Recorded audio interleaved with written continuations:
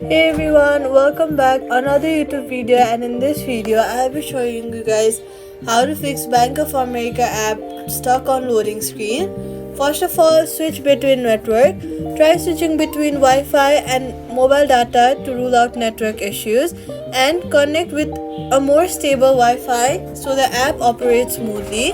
Then head over to your app store and then search for Bank of America, and then make sure to update your app to the latest version. Updating your app will make sure that you have all the latest files and bug fixes to update it. Then turn off any VPN that you are using or any proxy that you are using.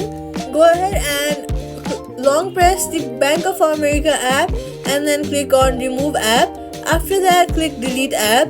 After you delete, and if you want to reinstall it again, head over to your app store, search for Bank of America app and then reinstall it from there. Then open it and do all the login methods that you have to do. If you tap below login on public Wi-Fi, quick fix, use web browser, and that's it. Subscribe for more fixes.